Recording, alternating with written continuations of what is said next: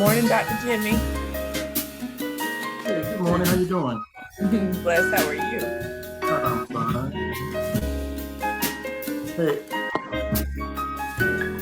Crystal, is anyone else on?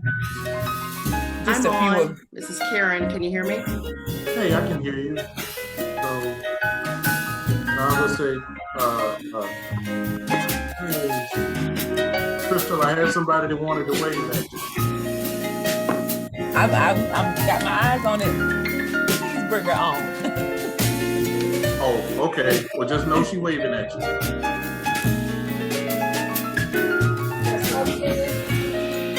I'm gonna turn my camera on. Is she right there? Yeah, how you doing? Hey there, good to see you. There. So good to see you. Excited for the Doing okay? presentation. You guys are gonna have today. Congratulations. Thank you. I am. Best wishes. Thank you.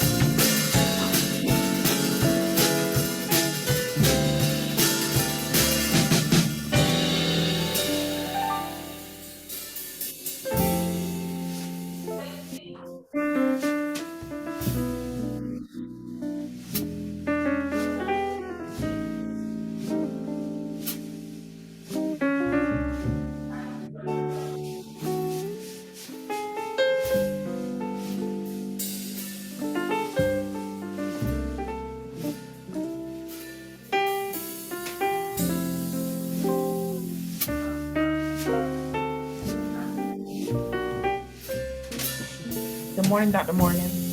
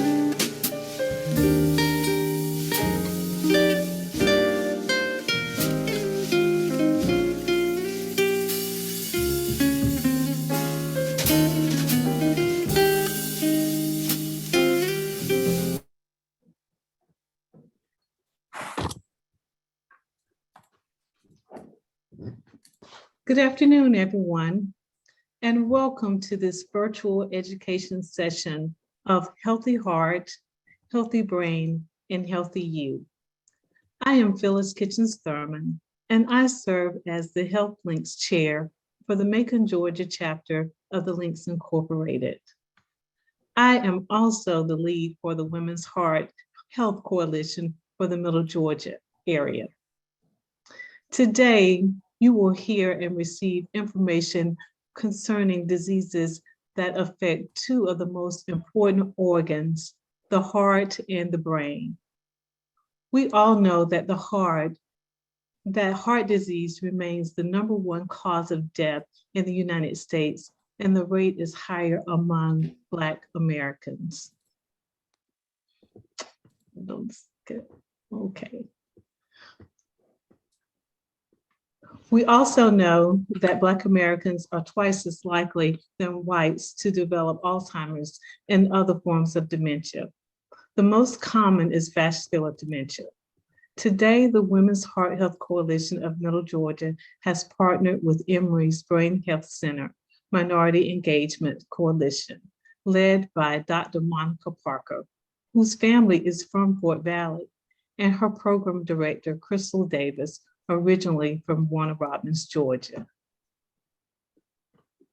Again, valuable information will be given about the connection between the heart and the brain, along with steps needed to help keep both healthy. No one can save us but us. Welcome home, Dr. Parker. We have two community resource partners with us today, the American Heart Association of Central Georgia, led by Kelly Mitchell, Vice President of Georgia and Northern Florida, and the Alzheimer's Association of Georgia, Linda Davidson, Executive Director, and Buffy Hankerson, Middle Georgia's Program Director. They will be dropping resources in the chat for you. Now I present to you Tisha Davis, who will introduce the Women's Heart Health Coalition. We're not only friends, but sisters committed to a cause. Yes, we learned that concept of Black female organizations working together from Mary McLeod Bethune, founder of the National Council of Negro Women. Middle Georgia, we're here for you. Dr. Tisha.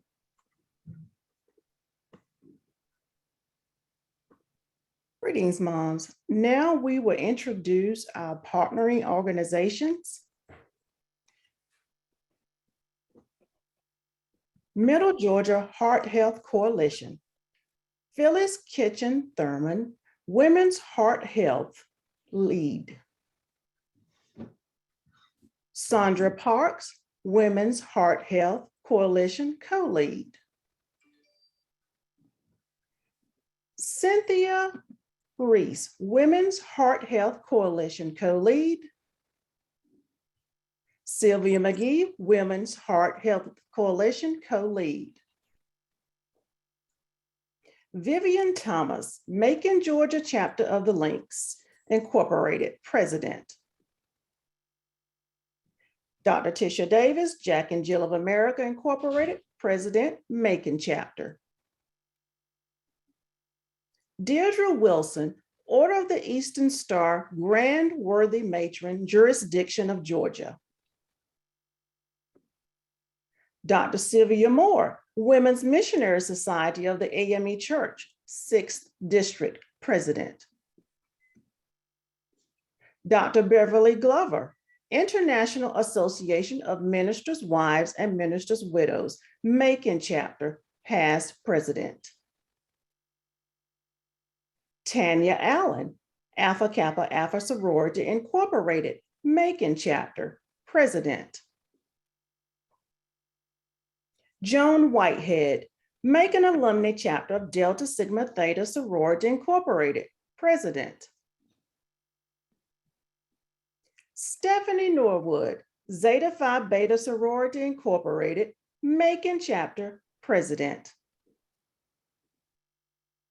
Jacqueline Mays, Sigma Gamma Rho Sorority Incorporated, Macon Chapter, President. Thank you.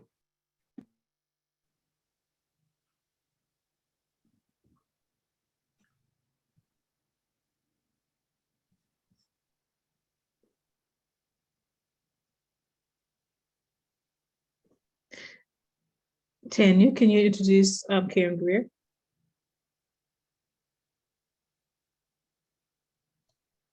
Yes.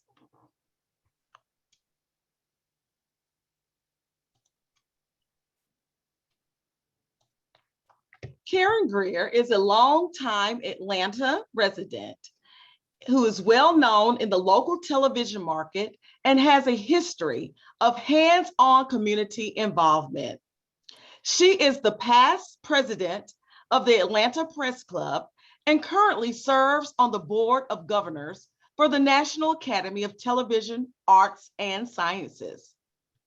Karen is the recipient of 6 Southeast Emmy Awards, 2 awards from the Atlanta Association of Black Journalists, and a Salute to Excellence Award from the National Association of Black Journalists. Karen is a member of the Magnolia chapter of the Links Incorporated, a charter member of the Greater North Atlanta chapter of Jack and Jill of America Incorporated on the board of Pebble Tossers, Inc., and a member of my sorority, Alpha Kappa Alpha Sorority Incorporated, just to name a few. Throughout her career, Karen has been the recipient of numerous awards, honoring both her professional work and community contributions. She has consistently been named one of Atlanta's 100 Women of Influence by the Atlanta Business League and featured as a powerhouse in Who's Who in Black America, Atlanta rather. Karen is proud of her work helping thousands of women find their best cancer early by, let me start that sentence over, please. Karen is proud of her work helping thousands of women find their breast cancer early by doing breast self-exams and getting mammograms. It is my pleasure to present our moderator for today, Ms. Karen Greer. Tanya, thank you so much, Soror. Proud to be here. You don't ever have to read all that stuff about me. I told Crystal, do not read all that stuff. I'm excited to be here as I am in Atlanta right now, but I now have a tie to Middle Georgia, as Crystal knows, and my soror Phyllis knows. My son works in Macon at WMAZ TV. So I'm trying to let him know the importance of just getting in the community there and letting people see him and give him some of the stories that are happening there. And one of the biggest things that, we talk about is health and what's going on with our health in our community. We tend to brush things aside and not take care of ourselves. So we want to make sure that doesn't happen this morning. I was torn on what to wear. Should I wear pink or green or red because it's breast cancer, or purple because we, want to talk about brain and Alzheimer's? I figured I'd stay, since it's February, stay with having a healthy heart as we are doing here today. So I want to, without further ado, introduce you to a woman who is really making a difference and doing big things, and that is Dr. Monica Willis Parker. She's a graduate of Fisk, University of Nebraska, and she joined the Emory School of Medicine. She's going to kill me for rounding this up, almost 30 years ago. So that shows you she has been doing her thing. We are so proud of just all the work that she's been doing in clinical research. She is now leading the Minority Engagement Core. That's one of 6 cores for the Emory Goizueta Alzheimer's Disease Research Center. So join me in welcoming my dear friend, my link sister, a woman who needs really no big introduction, Dr. Monica Willis Parker. Thank you, Karen, and thank you to the ladies of the Middle Georgia Heart Coalition. My task here today is to introduce you to the Goizueta Alzheimer's Disease Research Center, and also to introduce you in a cursory way to our speakers. The Goizueta Alzheimer's Disease Research Center is one of more than 30 Alzheimer's disease research centers funded by the National Institutes of Health, i.e. your tax dollars. And our mission is to study and better understand what goes into the evaluation, diagnosis, treatment, and management of Alzheimer's and related dementias. Not only do we study the disease, but we also study how this disease may affect caregivers. And right now, as you've been learning in the news, we're at the forefront of looking at certainly preventive strategies to prevent Alzheimer's, but also definitive cures or treatments. As of this moment, we only have one FDA-approved drug dedicated to treating Alzheimer's disease and Alzheimer's disease in particular. There are a number of other drugs in development, but none of those have been approved by the FDA yet. But more importantly, what you will learn as you go through this program today is that all dementia isn't Alzheimer's. And one of the things that disproportionately affects African Americans is the preponderance of chronic comorbid conditions like hypertension and diabetes, and the subsequent development of vascular disease or strokes and dementia. So our purpose here today is to kind of tie those things together for you, but also to introduce you to resources there in Middle Georgia where you can seek to find a definitive place where you can get the same kind of diagnostic evaluation that you would get if you came to Atlanta and came to the Emory Alzheimer's Disease Research Center. So again, we're most grateful and appreciative of the efforts of the ladies of the Middle Georgia Heart Coalition, and certainly Ms. Phyllis Thurman Kitchens, who's been a good advocate and friend of ours for years, basically getting the sororities and churches in Atlanta to help support our research efforts. So she's bringing what we've been doing in Atlanta to you in Middle Georgia, and we're certainly appreciative of all of her efforts. Our task here today, aside from collaborating, is to our job was really to secure some of the subject matter experts. You have Dr. Jayne Morgan, cardiologist and inventor, but she's also director of the COVID task force for Piedmont Healthcare, one of the largest healthcare systems in the state of Georgia. She's wearing her cardiology hat here today. Dr. James Law, assistant professor of neurology and director of one of the clinical core directors and principals in the Goizueta Alzheimer's Disease Research Center. He's the principal investigator of our longitudinal study called the Emory Healthy Aging Study, which kind of follows people who are healthy as they age to see how brain function changes.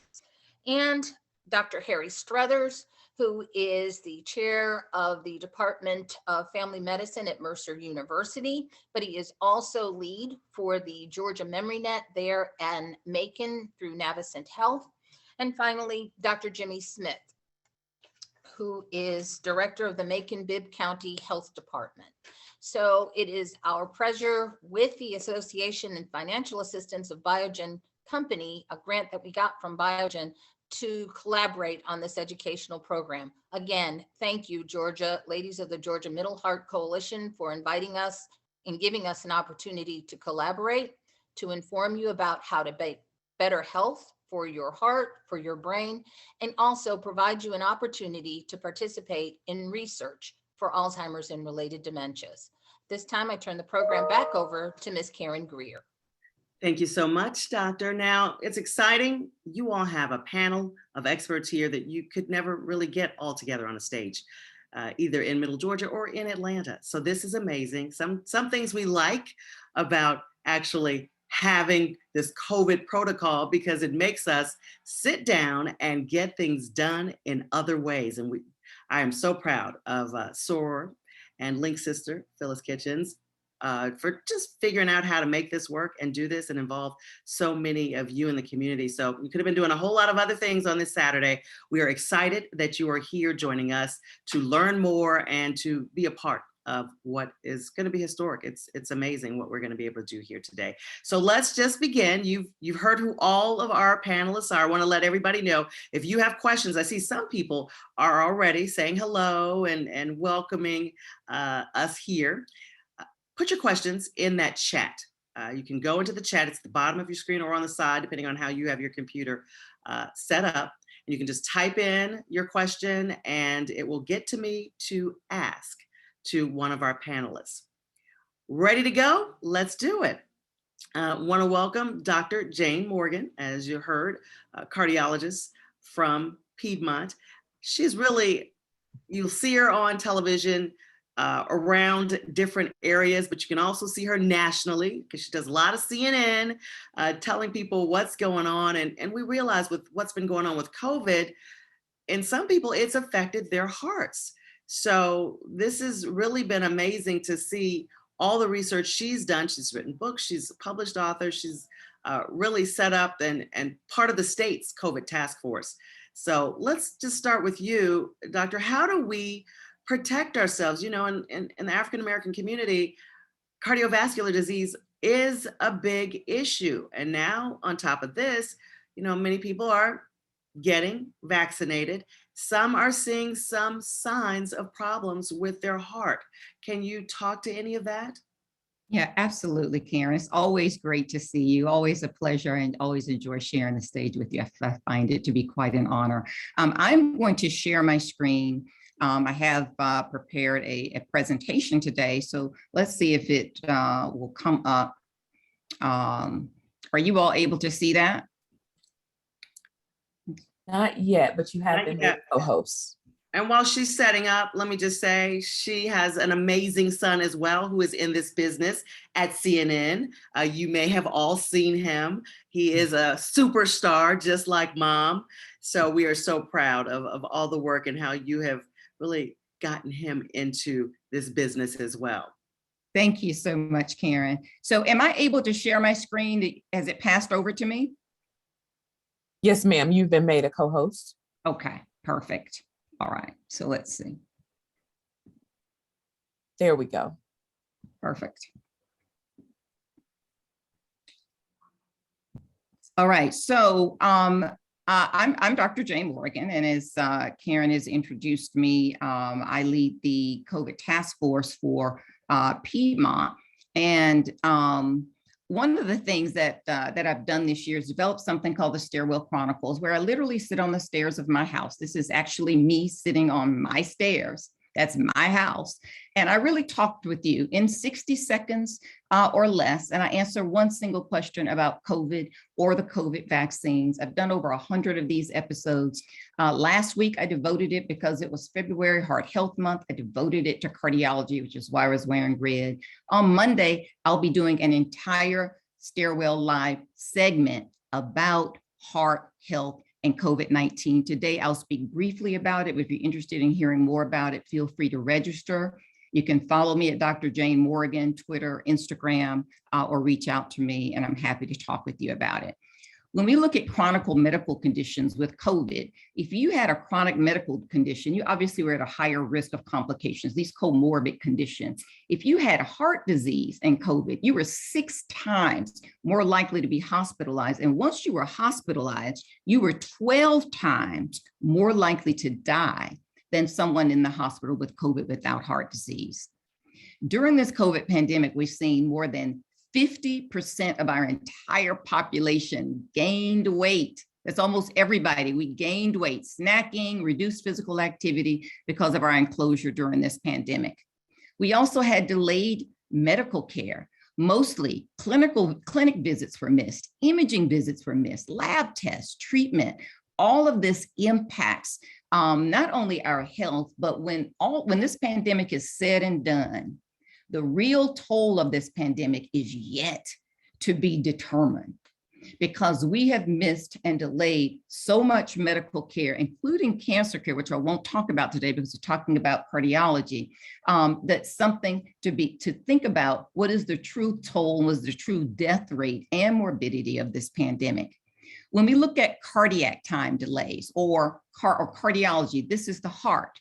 We see that the FMC, the first medical contact, so the time that you first contact a physician or reach the hospital in comparison to when you first had symptoms, was increased. There was an increase in that time from when you felt sick and when you actually reached out for medical help.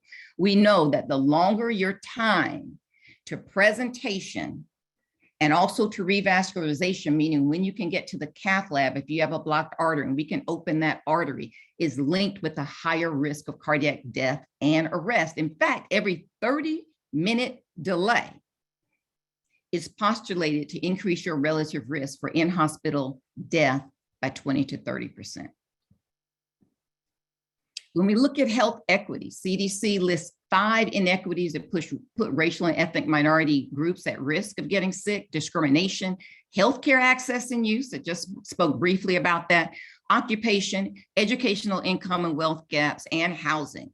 and we look at this pandemic misery index, think about how this is named the misery index. And we're trying to understand what's happening in America. In the United States, 80% of our population list any hardship at all during this pandemic. 48% financial insecurity, 37% high stress, 37% COVID discrimination and experience, 36% psychological distress, on, including food insecurity. And who do you think is suffering these the most? Although we see few residents have really survived this pandemic unscathed, hardship has not been equally distributed. And the pandemic misery index reveals the negative impact of COVID-19 on American lives, especially Blacks and Latinos. When we look at clinical trials is an area where I spent a large part of my career. I reduced it to a single slide here. I have given an entire conference on clinical trials. So appreciate this single slide.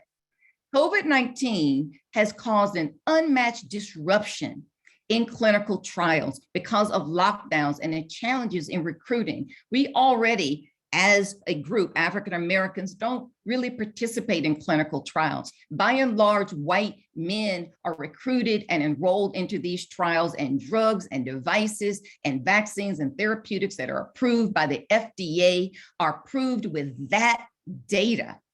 And then when these drugs come into real use and they're prescribed to us for the first time in our doctor's offices, any side effects or untoward effects that we're going to have, we're having them outside of the safe cloister of a clinical trial where physicians and nurses are overseeing you. We're at Disney. We're on the soccer field when we're having our side effects. We have to begin to understand that clinical trials not only offer access, they offer maximal medical care. I challenge that we receive optimal medical care when we see our physicians and we're treated to the highest level of medical care available by the FDA. But if you're not being offered a clinical trial and you've got a chronic medical condition, then you are being treated optimally, but you are not being treated maximally. And we have to begin to move past the Tuskegee experiment and move away from exploitation towards representation. And that's all I'm going to say there, but I have a lot I can talk about. My career is based on that. So maternal health and heart disease. Let's take a quick look at that. Preeclampsia. You may or may not have heard this term. Sometimes people call it toxemia. It's 60% more common in Black women. If it's untreated, can lead to complications, even death for the baby. Black women are more likely to develop preeclampsia and experience poor outcomes. So what is preeclampsia and why am I talking about it? This is high blood pressure during pregnancy, protein in the urine developed after your 20th week of pregnancy, and it complicates 3 to 6% of all pregnancies. Risk factors: you develop high blood pressure during your pregnancy. You're older than 40, less than 20, you're a first-time mom, your sisters or other female family members have developed preeclampsia, you're overweight, or you have kidney disease or high blood pressure. Eclampsia, not preeclampsia, is a complication of preeclampsia where you also then develop seizures. Why am I talking about this? Black women born in the United States have a higher risk of developing preeclampsia than any other group in this country, including Black women who immigrated to this country. Symptoms: headaches, blurred vision, inability to tolerate bright light, fatigue, nausea, vomiting, urinating small amounts, pain in the right upper abdomen, shortness of breath, tendency to bruise easily. Why am I discussing it? Because the factors that predispose women to preeclampsia are also found in the profile for cardiovascular disease. In fact, we now know that if you develop preeclampsia during your pregnancy, you are at risk of later cardiovascular disease and heart failure. Pregnancy for women is really our very first stress test. And so if you have developed this during pregnancy, you have in fact failed your first stress test. And after the baby is delivered and mom and baby are safe, you must be referred to a cardiologist for long-term management and care for prevention, because your risk of developing heart failure and cardiovascular disease subsequently down the road is now exponentially higher than other people. And Black women suffer from this the most, and we have the most risk factors. And again, these risk factors are the same as the cardiovascular risk factors. Far more likely to develop heart failure and complications. And so I'm going to end there. I had 10 minutes to just kind of blow through that. Here's what my Stairwell Chronicles look like. If you follow me on Instagram or Twitter, you see the questions below. Pick a question that speaks to you, click on it. I'll talk to you in 60 seconds or less. Very layman's terms. I break down the science, make it very conversational, and I don't take up a lot of your time. If you don't like what I've said, it's over in 60 seconds, right? You can't be that mad about it.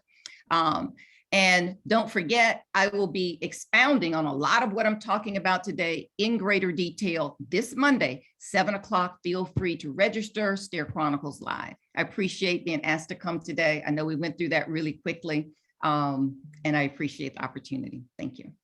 Thank you. Now, before we go to Dr. La, I've already got a question for you, Dr. Morgan. If someone has a history of 3 heart stents and increased lipoproteins, should they take extra precautions to protect themselves against COVID? Absolutely. And, you know, that is a good question about lipoprotein. So I don't know if you mean LP little a, but I'm just going to jump right into that and say that you mean LP little a, because so little is known about this particular lipoprotein, but it exponentially increases your risk of death. And we see it higher in the Black population. Novartis is the company that is studying that and doing, again, clinical trials. If you get an opportunity to enroll in an LP little a trial for lipoproteins, please consider it very seriously. Cardiovascular disease not only will increase your risk of hospitalization, it also will increase your risk of death if you were to contract COVID. Cardiovascular disease is a serious comorbidity, and it absolutely increases your risk. Awesome. Thank you so much. All right, Dr. La, you may remember some of what we heard about him, but graduated with honors from Duke, subsequently enrolled at Medical Scientist Program Fellow at Ohio State University, where he earned his MD and PhD. He right now is a big part of the research and what's going on over at Emory, as he's part of the Emory neurology family. So let's let him give you some information about what he's going to talk about today. Dr. La. Thank you, Karen, and thank you all for inviting me to participate. It's a real pleasure and an honor to do so. And I loved many of Dr. Morgan's comments. I'm going to echo some of those because of how important the research activities are in terms of creating breakthroughs. And before I even get started, let me just say, Dr. Parker alluded to a breakthrough drug that was approved by the FDA last year. And it's very controversial, and there's a lot we don't know about it yet. But one of the things that is so striking is the data that was used to approve that drug was based on very large clinical trials in which over 1,600 individuals were treated with high doses of this drug. And so the FDA is basing its decision based on those studies. Out of those 1,600 individuals that were considered as data points for that approval, guess how many were African Americans? 6 total out of 1,600. And what that really means is that we have no idea whether this drug is safe or effective in Black folks. We know a lot about it in white folks, but we just don't know about it in Black folks. So that that thought came to mind as Dr. Morgan was talking. And so I just want to make that comment. And then I'm going to go ahead and share my slides. I created some for this. And what I'm going to do, I've actually created things a little bit differently. I usually talk about Alzheimer's and talk about dementing illnesses and brain health, but I'm going to focus this really on connections between brain health and cardiovascular health because of the nature of this webinar. But just to get on the same page, in my clinic activities, when I'm seeing patients and I'm giving diagnoses and we talk about different entities, we talk about mild cognitive impairment or MCI, we talk about dementia, mild dementia, moderate dementia, severe dementia, we talk about Alzheimer's disease. And I see different reactions from my patients when I use these terms. And nobody likes the idea of having any kind of cognitive impairment. So you're not so good about mild cognitive impairment. Dementia gets a little bit, scarier. But then when somebody hears the word Alzheimer's, it's like the bottom fell out.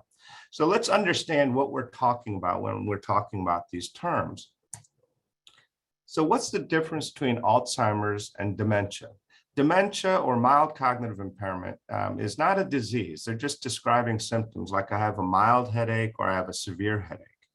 The difference between talking about Alzheimer's versus dementia or mild cognitive impairment or memory loss or anything else is those are the symptoms and Alzheimer's is one of the causes. So you can have a headache because you have an aneurysm that's about to rupture. That's a terrible headache. People describe that as the worst headache of their lives.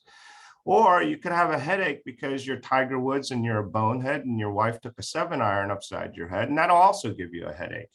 But having a headache or saying my head hurts doesn't tell you why it hurts. So saying you have memory loss or dementia or mild cognitive impairment doesn't tell you why you're having those symptoms. And Alzheimer's disease happens to be the most important cause of dementia, memory loss and dementia in older adults, but it's not the only one. There are many others, something called Lewy body dementia, frontotemporal dementia, vascular dementia. These are all different causes that are associated with different changes in the brain that can cause decline in memory and other cognitive and functional abilities. And the problem with all of these diseases is that they get worse over time. So when somebody has mild cognitive impairment or early memory loss, it may be very disturbing and it may be annoying, but people at that level, at that stage, are still functioning at a very high level, maybe enjoying an excellent quality of life. I have patients who've been diagnosed with mild cognitive impairment who are still practicing law, running businesses, functioning at a really high level. The problem is that with Alzheimer's and other degenerative brain diseases, it doesn't stay that way. And so over time, the symptoms get worse, functional limitations become more serious. And in the late stages of dementing illnesses, Alzheimer's and other dementing illnesses, that's the image that people typically have when they hear the term Alzheimer's, because we've known family members, loved ones, friends, acquaintances who've suffered from these diseases. And in later stages of those diseases, it's pretty daunting. It's a pretty unpleasant picture. But what we think we're going to do in terms of curing Alzheimer's disease, I don't think we're going to take somebody who's in a nursing home and bedbound and never fix them, make them better. However, I absolutely believe that I will see during the course of my career disease-modifying therapies so that we can intervene in these diseases to prevent and slow and delay the development of disease. Because remember, for Alzheimer's disease, people are typically developing symptoms in their 70s or 80s. And so if we can slow the development, prevent the development, delay the development, and then slow the progression, if you get run over by a bus or you drop dead of a heart attack when you're 95 or 100 and you're still functioning pretty well, that's a win. I think that's something that we could all agree is an effective treatment and cure for Alzheimer's. And I think we're going to get there. And one of the reasons, actually, before I do that, there were a couple of comments that already have come up, and it is really important to understand some of the disparity in Alzheimer's and dementia burden. So we know this is a huge problem for everybody worldwide. And in the United States, the CDC estimates that without more effective treatments by 2060, there will be 14 million Americans affected by Alzheimer's disease.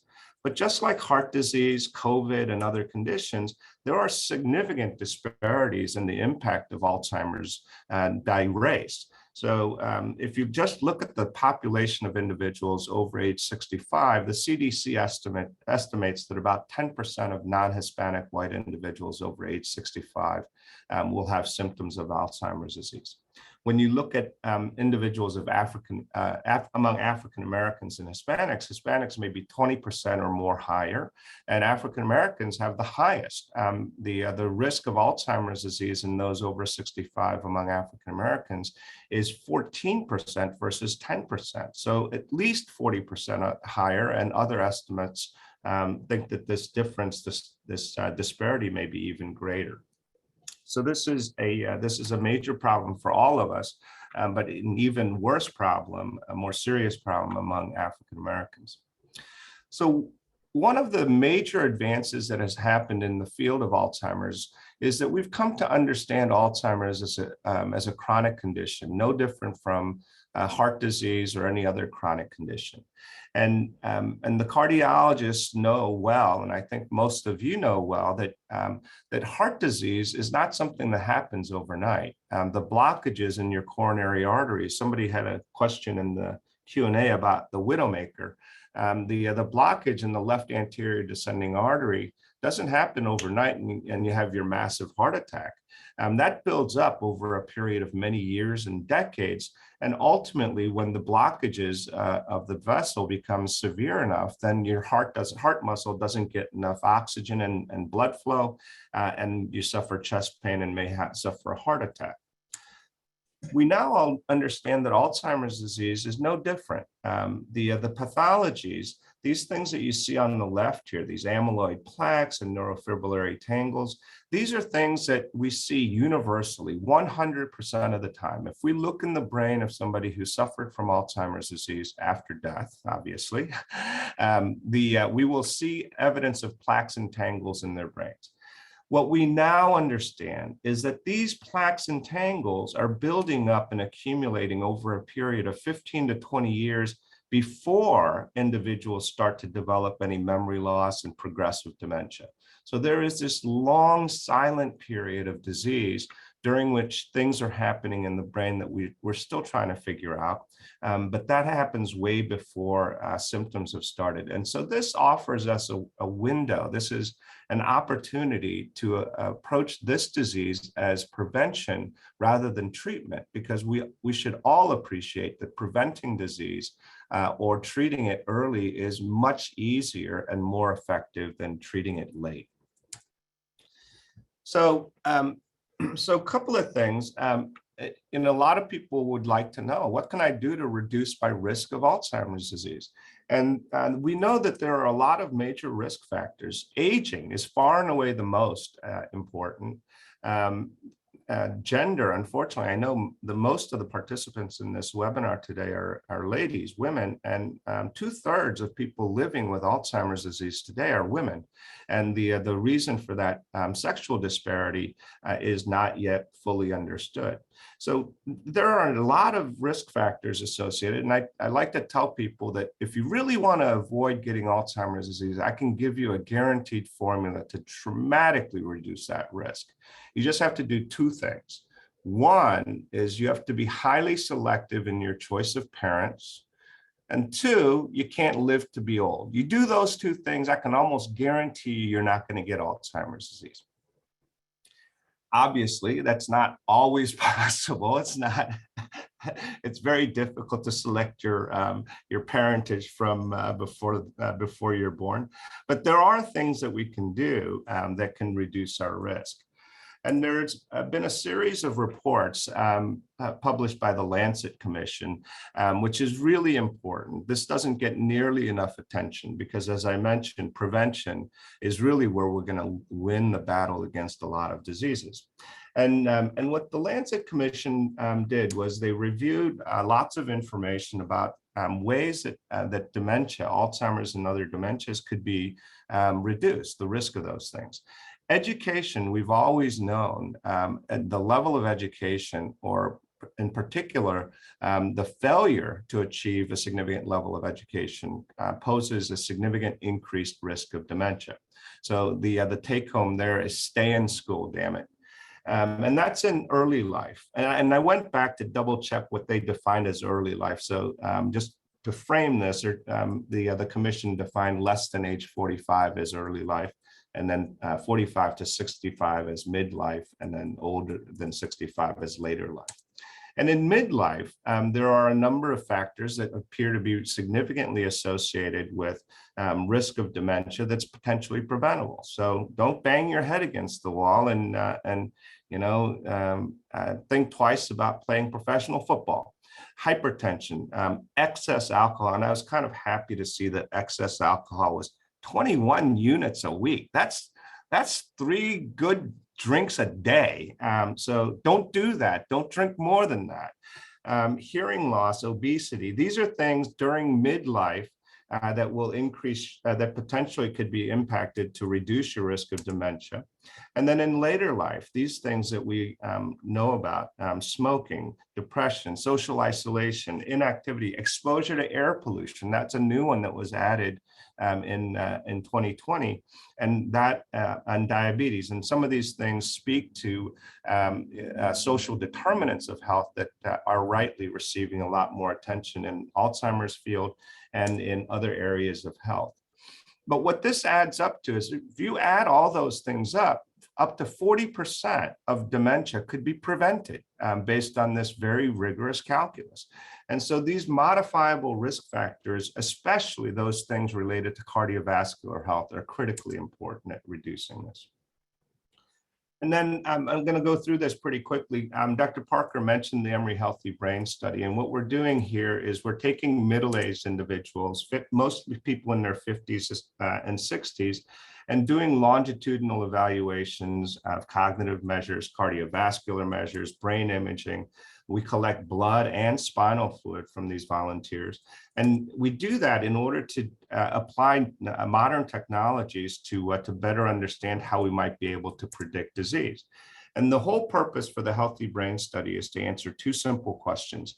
Am I going to get Alzheimer's disease? And if I'm going to get Alzheimer's disease, when am I going to get ill? Because as these treatments evolve, being able to answer those 2 questions will tell us who do we need to treat. And some of these treatments may be potentially risky. And so we don't want to expose you unless there's a good reason to believe it will be beneficial. And in all of our research activities here at Emory, we have focused with Dr. Parker's leadership on trying to increase the diversity of our population. And the Healthy Brain Study, so far we have 1,500 individuals who have gone through this process. We ultimately plan to enroll 3,000 individuals. And the numbers, with a concerted effort, the numbers of African Americans has crept up. So we're now a little bit over 15% of our cohort. But we really want that to be 33% of the cohort. So by the time we get the full cohort size, I want 1,000 African Americans participating in this study, so that we know that the things that we discover from this work is going to be equally applicable across racial and ethnic groups. So that's all I've got, and I will end there. I had to throw this in because of obviously what's been going on in the world. But thank you all so much for the opportunity to speak with you. It's a real pleasure. Dr. Law, thank you so much. A couple of the questions we've got right now. One is it possible to recover from alcohol-related dementia? So, alcohol is a really interesting question. A lot of the real hard data about alcoholics and alcohol-associated brain diseases is really related to nutrition. But we do believe that excess alcohol consumption can induce some toxicity. But when I was a kid, when I was in college, and maybe we drank a little bit more than we needed to sometimes, we talk about purging the weak brain cells. But the chronic effects of alcohol exposure, I think, is something that can be reversed, just like smoking cessation, just like weight loss, these things that have a detrimental effect on your long-term health. Those injuries can be recovered with sufficient time. Now, both you, Dr. Law, and Dr. Morgan talked about the fact that there really aren't a lot of African Americans in these studies. So one of the questions, I'll give you this first, Dr. Law: why are African Americans excluded from clinical trials? Is it that we aren't made aware of them, or we don't volunteer for them? I think it's both, a little bit of both. You know, I think that one of the things that that people who do clinical research, and especially some of these larger trials that are sponsored by big pharma, they're going for the quick win. They want to enroll as many people as quickly as they can. And what we've learned, Dr. Parker and I and our team have learned over time, is that Black folks are absolutely willing to participate. They're willing to do things. They're willing to have spinal taps. These are things that that is no different between non-Hispanic white participants and African American participants. However, it is absolutely true that there are, for good reasons, greater hesitancy in certain populations. And so the way that we have been successful is by establishing relationships. I know at least 3 different sororities are represented among leadership in this meeting. So we've spent a lot of time with sororities and the supportive sororities, with links with a number of large African-American churches in the metropolitan area, so that the members see us, they know we're not just here to ask for something, take something without giving something back. So that long-term engagement is essential. And the reason that African Americans are underrepresented across all research areas is that people aren't given the opportunity to establish relationships. And we just need to fix that. We just need to make that a concerted effort across all of our research enterprises to make sure that everybody is represented. Dr. Morgan, you mentioned the Tuskegee experiment as one reason that African Americans, Blacks are just afraid to go in and do these things. What do you think is the biggest issue? And so I think the biggest issue is there hasn't been any other information provided to the community in 50 years. The last we heard about clinical trials was the Tuskegee experiment, right? And clinical trials have moved on to something else. There are multiple reasons, many spokes in this wheel. If you think about 80% of African-American population in this country is seen by an African-American physician, that's a lot of power in these physicians. But 99% of all principal investigators in trials are white.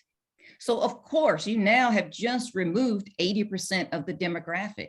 If you think about the connection of African Americans with these large medical centers, many of us graduate from medical school and go and serve our communities. We're not in large medical centers. So that removes us as well. We have drug companies that are not recruiting African Americans into research. And then you have to remember that African Americans, as doctors like myself, also come from this culture. Even though we've gone to medical school, we still come from the culture where research is somewhat taboo. It's not something that is completely trusted. And the fact of the matter is, even our training in medical school is very biased and tainted with racism. It's a difficult path to go through because even medical school is very racist. And so when we look at all of these things and put them together, then we can understand why there's a dearth of participation. We don't have cultural congruence. We're not recruiting the doctors that actually take care of us, that trusted voice that Dr. Law is talking about. Who do we trust? The number one reason that Blacks see Black physicians is trust. Imagine that we're the only group that selects their doctors based on where we feel safe. That's what we select first. Imagine that. No other group selects their doctors based on that. Quickly, I'm going to give you guys a minute apiece for this one, so we can get to our next presenter.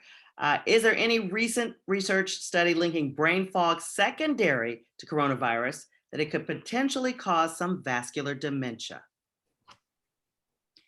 For me, I will say, certainly we look at brain fog and this long term, and I would just say the jury is still out. We don't really know. NIH is doing now a really big study. They've just started it, taking a look at it. And so that's an answer that's probably coming. Dr. Law can add to it. But we certainly don't have all of the pieces to that now. COVID is obviously an exercise in ongoing learning. And if science has taught us anything, we always knew that to be a doctor, to be a scientist, is to be a perpetual student and to love being a student. And COVID has taught us that. And anybody in this profession who didn't love being a student then really has suffered during COVID. And so this is a great example of, we don't have the answer yet. We're looking for it. NIH is doing a big study. So we'll see. Dr. La? Dr. Morgan, as long as that doesn't mean that we had to love COVID, I'm good with Right. it. I think Dr. Morgan is exactly right. It's too early. The Alzheimer's Centers Network nationally are actually all collecting information right now on COVID exposure and illness, but it's going to take years for us to really understand the long-term impact of COVID, brain fog, long COVID, and what that might mean for dementia. Well, there's so many more questions for both of you. We want to keep the program moving on time. One of them, and I just want everybody to know, you can, they're sticking around, ask your questions in the Q&A or the chat for Dr. Morgan, Dr. Law. One of them, I will tell you, I want to look in and see what you say is there, are there any vitamins that can help your brain function? So if you answer that in the chat, that would be great. All right, thank both of our physicians here, our doctors, our researchers, our friends, for getting us on target, getting some of our questions answered. Really great information there. I love that. And we are going to now move to the next half of our program and get our next doctors up, and that is Dr. Harry Strothers, Georgia Memory Net, joining us to chat about what he's going to present and get your questions. So as he's talking, you can start getting your questions into the Q&A. Dr. Strothers, thank you so much for joining us. Your just the information that you've provided and just what you've done in the community is absolutely amazing. Chairman, professor of the Department of Family Medicine at Mercer University School of Medicine. You've also been at Morehouse School of Medicine. So you have had a wonderful career in this field. I'm sure you have seen a lot of things that will make us just kind of stop and take better care of ourselves, I would hope. Dr. Strothers. Thank you. I hope so too. Thanks for the introduction. And actually, I talked to AJ yesterday. So he's doing an excellent job in the Middle Georgia area. What I'm going to talk about is Georgia Memory Net, and Dr. Law is connected to that and actually does some of the administration of that. And one of the things that a number of people had the foresight to look at is what Dr. Law was talking about, is how many people are going to end up with Alzheimer's in Georgia if there aren't any changes. And those people will require care. Even if we don't come up with a cure, we still have to take care of them. So what has been established is a statewide network of memory assessment clinics. And they address all different kinds of dementia, and they help primary care physicians make that diagnosis. We have one of those clinics in Macon at the Family Health Center. But let's first talk about, again, what Dr. Law talked about a little bit. Brain health is connected to heart health. And he mentioned it a little bit in his slide, but diet and activity recommendations are the same for heart and brain health. So a Mediterranean diet has been proven to help with heart health. It also helps with brain health, and that encourages fruits, vegetables, whole grains, legumes, nuts, seeds, and heart-healthy fats. What it recommends is that processed foods, added sugar, and refined grains be restricted. It also recommends activity, so that the recommendation is that you get 150 minutes a week of moderate intensity activity. So walking to the point where you can talk, but it's a little bit of a struggle to keep a conversation. People do gardening, people do other kinds of activity, but getting those minutes of activity every week. Or you can do 75 minutes of high intensity activity weekly. And Some people run, some people do elliptical, some people row. So there are other kinds of activities that can get your heart rate up and keep it up. The thing that I would add to what he said is learning new things also enhances your memory. And then he also mentioned protecting your head for brain health. So if you play sports, wearing a helmet, if you ride a motorcycle, make sure you have a helmet. So those types of things help to protect your brain so that it functions as you get older. We'll go on to the next slide. So the Georgia Memory Net is a statewide program that's dedicated to the early diagnosis and treatment of Alzheimer's disease and those related dementias that Dr. Law already mentioned. It's funded by the Georgia Department of Human Services, and it's supported by Emory University. Emory University hosts and manages the technologies that help us keep track and help us diagnose those patients. It's got 5 sites. One in Macon is at the Family Health Center at Eisenhower Parkway. There's a site in Columbus, a site in Augusta, a site in Atlanta, and a site in Albany. Each site coordinates care with the local Alzheimer's Association, the Area Agency on Aging, and Aging and Disabilities Resource Centers in those areas, and helps refer both the patient and caregiver to figure out what resources are appropriate for them and how they can make use of those resources. There's a workflow that we've developed in the Georgia Memory Net. And why don't we go to the next slide and we'll show you that. So it starts with your local healthcare provider. So your physician, the person that you trust to take care of you, and that person screens for dementia. So they do some testing to help find out how well your brain's working.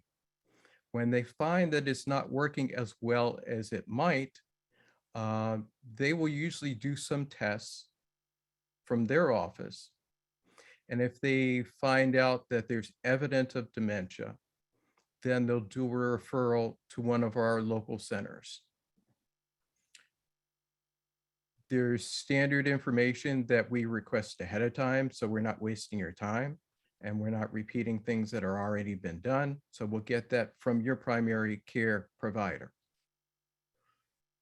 We'll schedule an appointment with that person, and we'll usually ask that they bring somebody with them, a caregiver, family member, whomever that knows them well and is going to be supporting them. So they get that information, we make an appointment, we do a comprehensive evaluation and diagnosis. And that includes some cognitive testing, some advanced cognitive testing that will help us figure out what kind of dementia you may have. It also may involve an MRI or some other diagnostic tests if they haven't already been done. Once we have that information, we meet with the patient and their support person, and we go over all that information and explain it in terms that they can understand. Once we've explained what the diagnosis is, then we help them develop a local care plan and then incorporate that back into information that goes back to the primary care doctor and those community services that they think they'll most likely need. And then we do a handoff to that primary care provider, making sure they get the information to help support the patient, and they know what the diagnosis is, and they know what diagnostic tests have been done. And then that patient and their caregivers will get continued care from their primary care provider, the person that they trust the most, and the local services. That primary care provider can consult with us if there are other issues that come up that they're not comfortable handling. But we have handed that patient back to the person that they trust most in taking care of them. And that's a process for the Georgia Memory Network.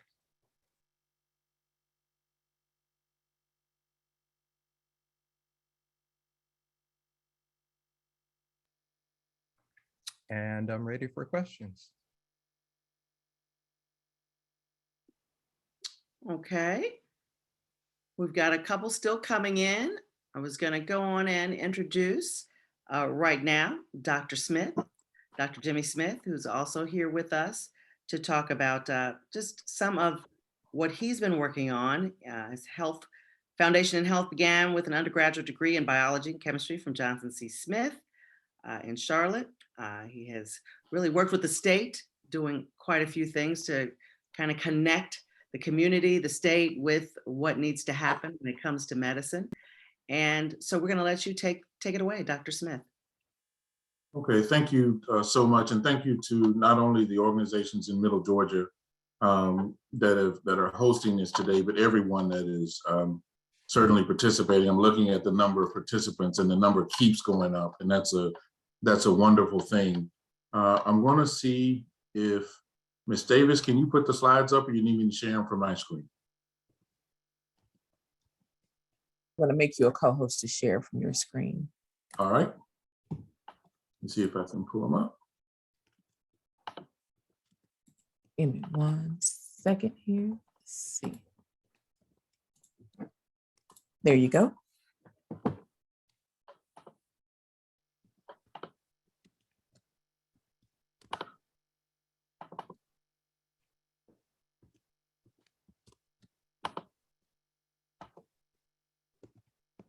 All right. Just a few slides that I wanted to share with you as we talk about this topic, and then certainly how do we deal with this from a public health standpoint. So there are 3 things that I really wanted to hone in on, which I think really summarizes the information we received from Dr. Strothers, Dr. Law, Dr. Morgan. But from a public health practice standpoint, the areas I wanted to cover are certainly health conditions, health behaviors, and then I think it was Dr. Law that mentioned those social determinants of health. So though I'm a residency trained family physician, I work in public health practice. And I joke sometimes that I probably have the biggest practice in town. So when you're looking at Bibb County, I've got 157,000 people that I'm responsible for. And they don't schedule appointments. They don't necessarily want to come see a public health physician or someone at a public health practice, but we work behind the scenes to certainly support the work that Dr. Morgan, Dr. Law, Dr. Strothers do, not only in their own communities, but around the state. So if we look at health conditions, as we talk about a healthy heart, healthy brain, healthy you, the 4 that I wanted to hit under health conditions deal with addiction, diabetes, overweight and obesity, heart disease, and stroke. And the little subpoints that you see under those are our goals that we are trying to achieve through what we call Healthy People 2030, which is our public health kind of Bible document, but it's the public health agenda for the nation for the next 10 years. So when you start looking at addiction, we certainly want to reduce drug and alcohol addiction, but we also have to put that in the context of there are more than 20 million folks in the US with a substance abuse disorder, and most of those folks are without treatment. And certainly early in the discussion, we've talked about alcohol and then vascular disease and how that certainly goes in with certain points of dementia. In terms of diabetes, we certainly want to reduce the burden of diabetes and improve quality of life for those that have it. But there are more than 30 million folks in the US with diabetes. It's now listed as the 7th leading cause of death in the US. And many of those, we have many more people that are in a pre-diabetic stage. So we certainly hear in our offices sometimes, I don't have most folks won't use the word diabetes. They'll use, I don't have sugar. And if I think I have it, I only have a little bit of it. Well, that's like somebody saying, I only have a little bit of food on my plate as I'm watching the food drop off the plate. So with that, we certainly need that to reduce the burden of diabetes, because it does have an impact on your vasculature throughout your system. Heart disease and stroke, certainly reducing the deaths from both of those. Heart disease, we know, is the #1 cause of death in the US. Stroke looks at number 5, or comes in at number 5. But certainly if we can control the risk factors for hypertension and elevated cholesterol, both of which were mentioned earlier, then certainly our risk goes down. And then finally, overweight and obesity. Nearly 1 in 5 children and 2 out of every 5 adults in the US have obesity. There are many others that are overweight, and we certainly need culturally appropriate programming that will help our community move forward as we start to tackle all of these health conditions, which are certainly tied to a healthy brain, healthy heart, and a healthy you. In terms of health behaviors, some of these have been mentioned before, particularly Dr. Strothers mentioned nutrition and healthy eating, certainly increasing our number of fruits, vegetables, whole grains, and certainly decreasing the amount of sugar and fats that we take into our system. And keep in mind, that is not only through food, but that can also be through drink. So particularly here in Georgia, there's hardly any restaurant in this state that you will walk in and they will not offer you sweet tea before they offer you water. That's going to happen if you're in Georgia.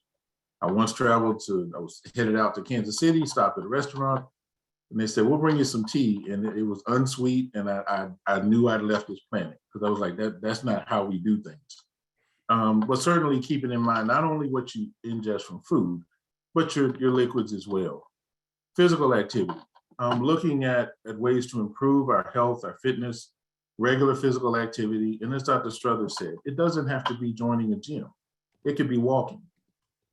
Many of us, I am been guilty of this. I'm trying to do much better.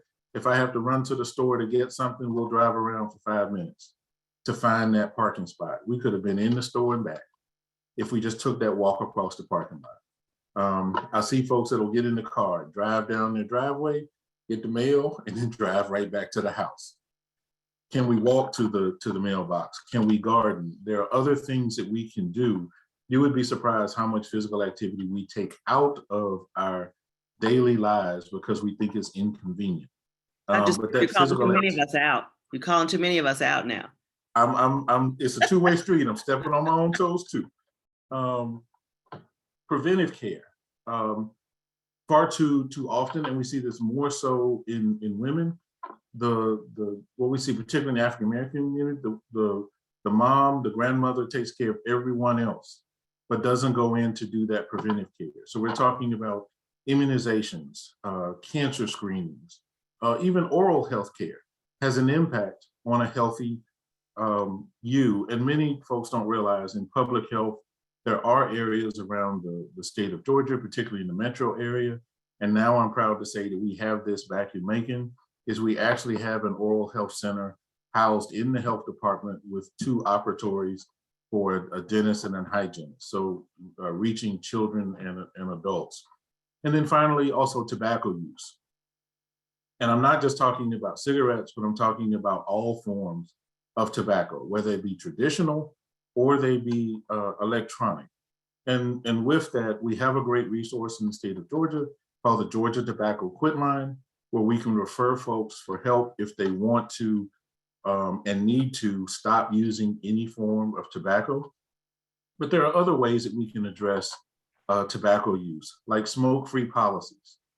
Nearly 80% of our schools across the state of Georgia have 100% tobacco-free policy, meaning that no form of tobacco, traditional or electronic, can be used on a campus 365 days a year, 24/7, including those that are learning there, teaching there, or visitors to the campus, inclusive of athletic events, as well as the vehicles that they use.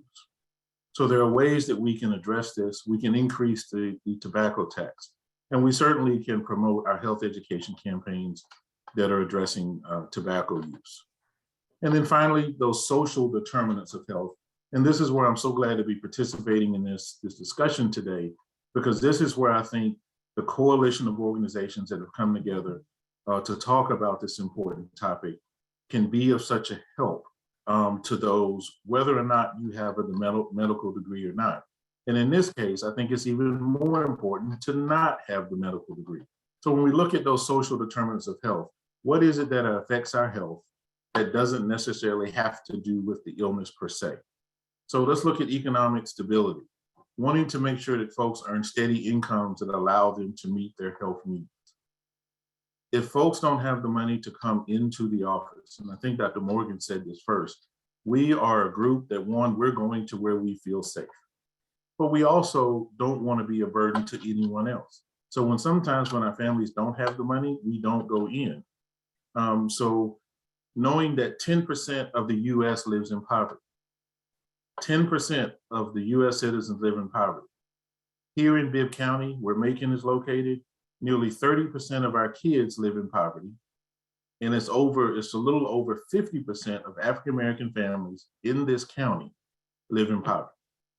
So it then begins to make sense why folks are not going in if you say, well, I don't have the money to pay for that. And pride is a wonderful thing, but pride can also be a barrier. So we need folks to come in, even into the places like a public health system, where in the state of Georgia, you cannot turn a person away based on their ability to pay. The second one, I'd like to look at healthcare access and quality. So increasing that access to comprehensive quality health services. When there is access, you also need to make sure that there is quality. Just because the door is open may not be what you need on the other side. So make sure that that quality is there for the care that you need. One of the goals we have in our local health department, because I'm from a small town in North Carolina with 3 stoplights. So I'm country and regular. We have the ABCs. Our staff must be accessible, they must be believable, and they must be competent. And those 3 cannot be unlinked. If you're at work every day, but you're not competent, then you're in the wrong place. So we want to make sure that the care that you're getting from your physicians, any of your healthcare providers, is not only comprehensive, but is quality. The last 2, neighborhoods and the built environment, creating neighborhoods and environments that promote health and safety. If you're in neighborhoods and you're like, you know what, I'm dealing with overweight and obesity and I need to walk, but there are no safe places for me to walk. Our parks close by. We can control what goes on in our built environment. We have to be part of that discussion, and that is a big part of what public health does and needs to do in partnership with you as we move forward. And then finally, that social and community context, increasing social and community support. It matters what relationships you have. It matters what interactions you have. It matters when you face discrimination. And when you have to face challenges or dangers that you can't control, that has an impact on your stress level. That stress level has an impact on your cortisol level in your system, and that begins to then have an impact on vascular disease.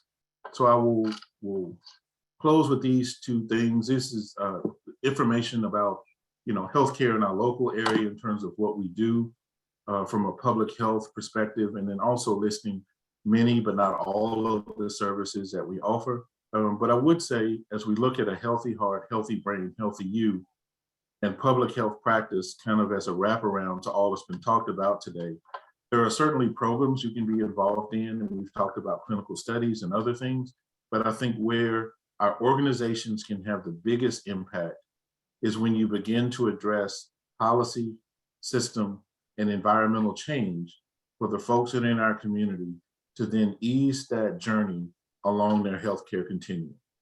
And that healthcare continuum doesn't start when you become 35 or 40. It starts at birth. And that's where I think the programs of organizations can be a huge, huge help. So cognitive decline can start at birth. So let's begin addressing it at birth. I love it. Thank you so much. Dr. Strothers, all right, let's get to questions for both of you. Some people want to know, do other states have programs similar to the Georgia Memory Net? And why are there no locations in North Georgia? Good question. Yes, there are some other states that have similar but not identical programs that to what Georgia has as a Georgia Memory Net. I believe we're still unique in the Southeast, though I don't think another state has started the type of program we have in the Southeast. The question about North Georgia, I believe, is partially because of where the academic centers are in Georgia. So in each of the places that we have a memory assessment clinic, we have residency programs, so we have medical schools there, which were places to start looking for groups that could do those kinds of assessments. And there just hasn't been there until recently in North Georgia. So there is a growing academic medical community in Gainesville, for instance, that's just started a couple years ago and started after we started the Memory Net. But if you look at the state, we're mostly located where there are clinicians who can do those kinds of services. Well, this is all, as I'm seeing some of the participants say, this is all cutting edge information. So we thank all of you for being a part of this afternoon. This is the first time, I think, Dr. Smith, I have heard anyone mention tobacco even being electronic. So there were some concerns and some questions as to, does that mean, is it okay to vape? So could you please answer that one? Sure. As a public health professional, what I will say is any form of tobacco, as we know it today, no, is not safe to use. That is not to say, because science evolves and research continues, that there may be a safe way to use tobacco or a safe use of tobacco. But the way in which we use it here now, no. Whether it's traditional use of a cigarette that has been rolled, cigar, pipe, smokeless tobacco, or whether it's delivered through an electronic nicotine delivery system, or what we call ENs, it is still nicotine that is entering the system, but it's not just nicotine. There are about more than 3,000 other chemicals that are part of that tobacco product, and you're taking that into your system. So I use this example that I used to use with my children when they were small. If you're riding in a car down the interstate, let's say Interstate 75, and you start smelling tobacco smoke, and you're like, no one's smoking in the car. But you look at the car in front of you, and someone's holding a cigarette out the window. Anything that is that strong that I can go down the highway, I'm not going to speed, so I'm going 69 miles an hour, and I can smell it in the car behind me, and it irritates me that much. Is that something that I really want to put in my system? Good point. Very good point. Question, do you believe the BMI is an accurate measure of obesity for African-American women? The person says, I find it a bit unrealistic. I do too, because I can never get past 30.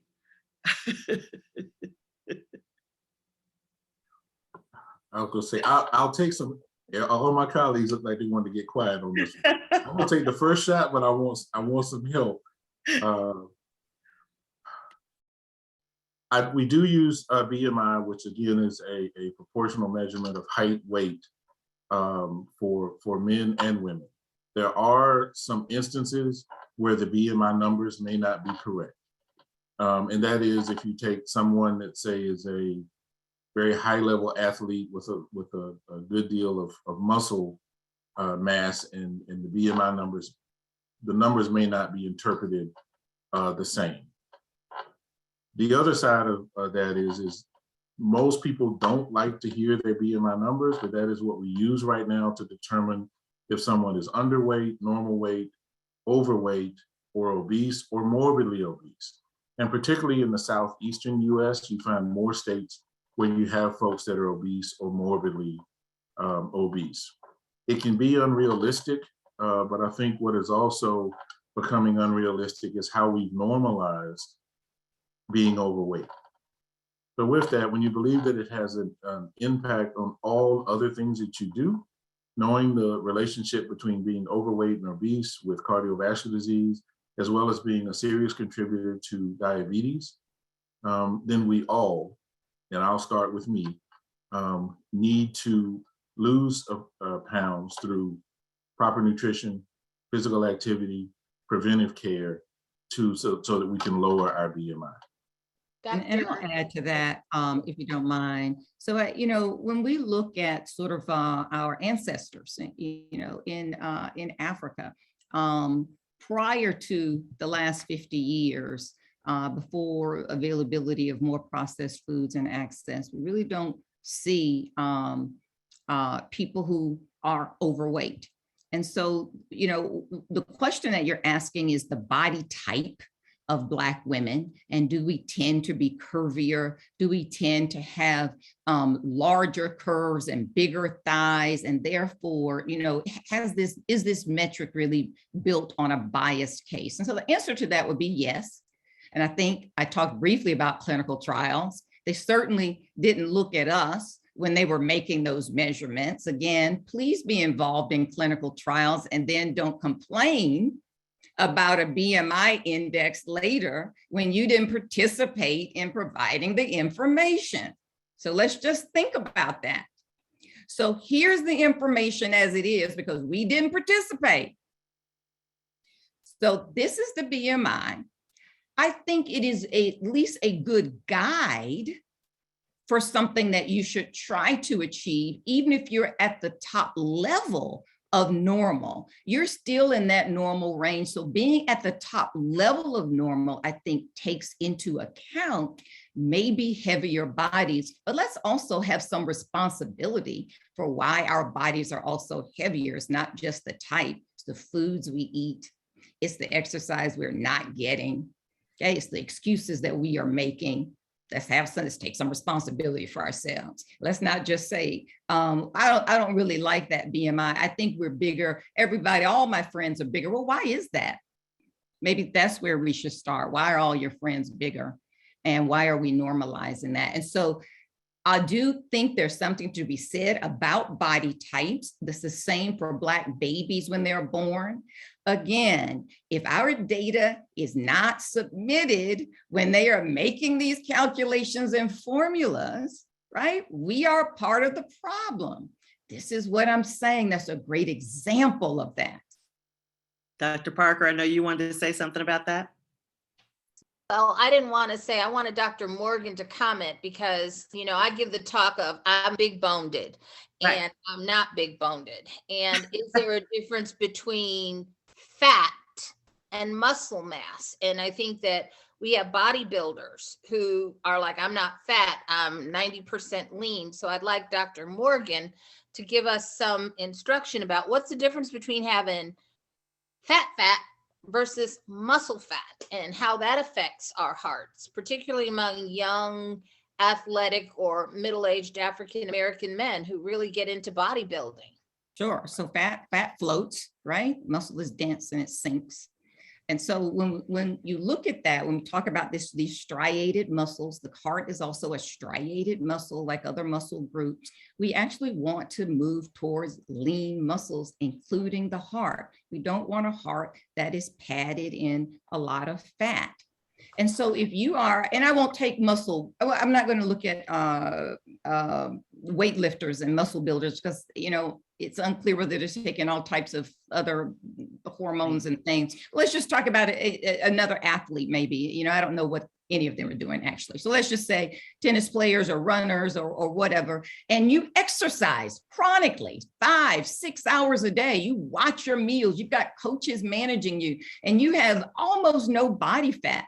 But this is somebody else. This is someone, again, who's an outlier to the BMI. Even though their body is not overweight, their muscles are so dense and so lean that their BMI is going to be higher and they are going to be an outlier. The BMI, though, didn't look at these people when they were measuring, right? The calculations. And let's not get it confused. This is not, don't represent the average American person either, right? So we have to really think about that. Set some realistic goals for yourselves. I'm not saying that everybody has to fit within this BMI, but you should be able to skim that top number. The top number of the BMI, you should be able to skim that one. And that should be your goal. That's not necessarily unreasonable. And I think if you take a look at yourself and your lifestyle and all of your friends, it may be that all of you need to have a rethink and a readjustment as to what we need to do to live healthier lives. I love that. Love that, Dr. Morgan. And as Dr. Valerie Montgomery Rice says, it's not your weight, it's not your weight, it's your waist. She likes people to just measure your waist. You know, people are so concerned about the scale and what the scale says. Dr. Strothers, before we go, I really had a quick question for you. I know this has all come to you personally. If you're still there, do I see him? Yes. Okay, personally, can you just expound a little bit about how Alzheimer's has affected you personally? Sure. My mother, who was a registered nurse for years at Howard University Hospital, retired, but she passed away last January of dementia after about 3 years after we got a formal diagnosis. But about 4 years, you know, we knew something was going wrong with her memory. And so my youngest brother, Keith, who still lived in the Maryland area, took care of her for that last 3 years. And she passed away quietly at his home, which is exactly what she wanted, which is what she had put in her living will and advance directives. And she was almost 86 when she passed away. So yes, it is personal. There have been other people in my family that had dementia, but she is the most recent and the closest. And it means a lot to me to be able to talk to people about their struggles with memory loss and try to help them figure out exactly what's going on, and to help them plan for the future. And again, that's what. I think he froze. So we are going to, I just want to say thank you to everybody who is here, all of the panelists. Give yourselves a major round of applause because you were amazing. I'm not going to have that sweet tea today, Dr. Smith. I'm going to not go to This Is It as I had planned because I just did a big story on them this week. I'm going to bake my chicken. But we need to change the way we do everything. We need to get out there. I need to go to the walk. I don't have to go to the gym, but I can go walk. I've got a big hill out here. So those are some of the things we really need to reconsider and just, you know, memory things. And I am going to get involved in a clinical trial. So I thank all of you for bringing that to our attention. And perhaps in the chat, you will see where you can log on to find out about trials that interest you. I also need to tell you all that this has been recorded. Many people were saying, oh, this is great information. I wish I could, you know, have it later. I wish I could share it with someone. It has been recorded and you will get a copy of it in coming weeks as soon as they get it all together. So now would like to wrap things up on this Saturday afternoon and give closing remarks from Joan Whitehead. Good afternoon, everyone. And all I can say is, wow. I am so grateful to have heard and have learned all that I have today about how poor cardiovascular health increases the risk of developing Alzheimer's disease and some of the solutions we can make to maintain a healthy heart, a healthy brain, and a more healthy us. We know that we in the African American community are impacted most by these risks due to health equity in America. Health hardships we heard today. Health hardships we heard today in our Black community have not been equally distributed. I've taken plenty of notes and to share, and I hope to share with those I love and with those who fall within my circle of influence, and I hope you will as well.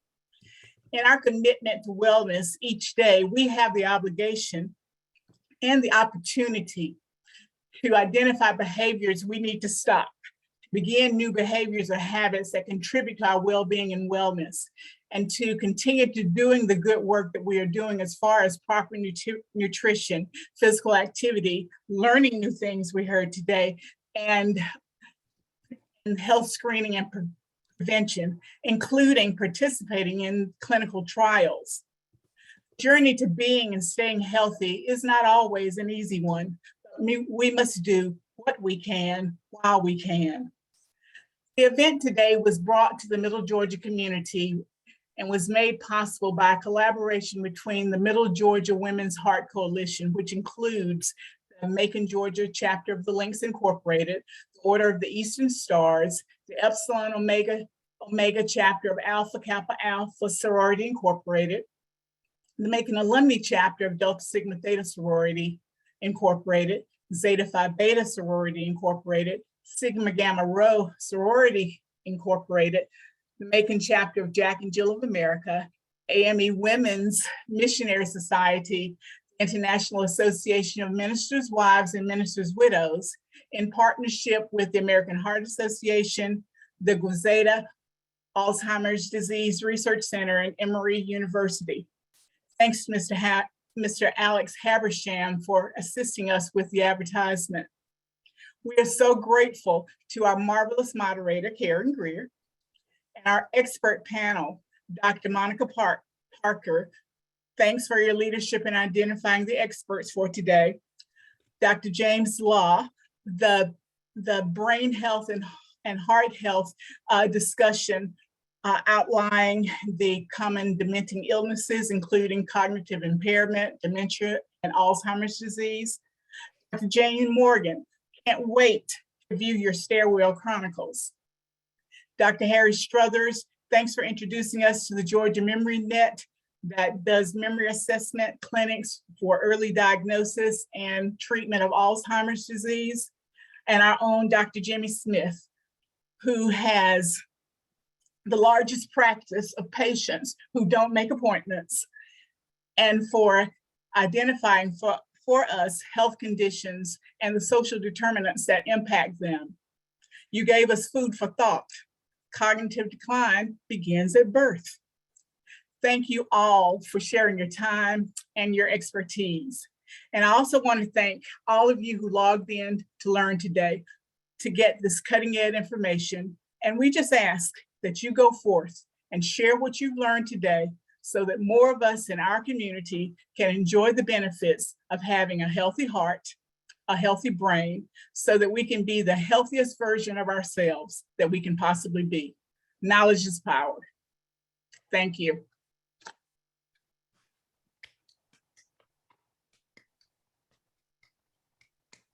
Awesome job, everybody. Thank you so much. Appreciate you, Crystal. Awesome job with you as well.